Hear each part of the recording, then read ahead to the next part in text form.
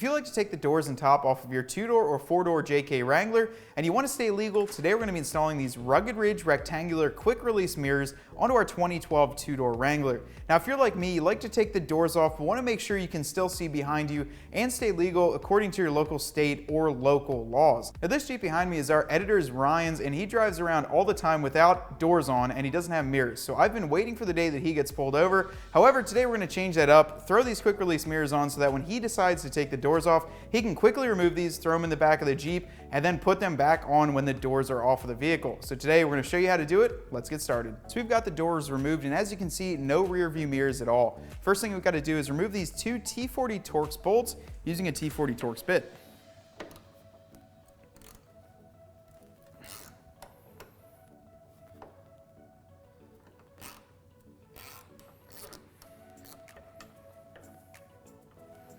Now after you've got those two bolts removed, what you're going to do is go ahead and grab your bracket. Now it's very specific the way you want to put this on. It's going to obviously go in these top two bolts, but also have the welded on nut towards the bottom. You're going to screw the top in when you put the mirrors on right at the top there. So go ahead and grab your brand new hardware with one of these rubber washers. They kind of spin on there a little bit. Go ahead and take your brand new hardware and just get it started.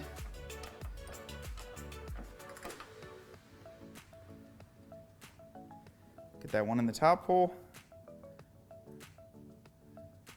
Those rubber pieces, you kind of have to thread them on by hand, and then you can get both of your bolts started. And we'll get these tightened down using a T40 Torx bit.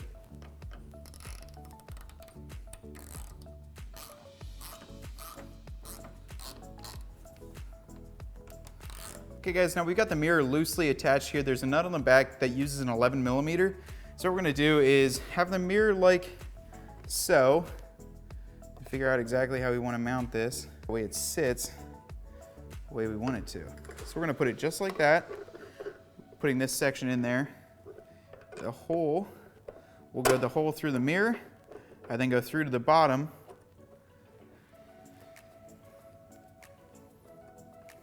Now this will take some fine tuning to really find out where you want the mirror to sit too. So that's the nice thing about having one of these on a ball mount, is that you can adjust it to exactly where you want it to. But getting this section tight with the easy on-off section, we'll get that one first. And then we're gonna go back here and tighten that up using the 11mm box wrench.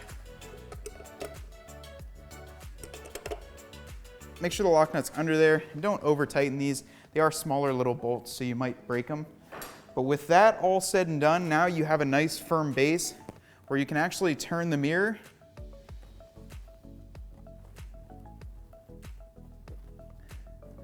and get it exactly where you want it.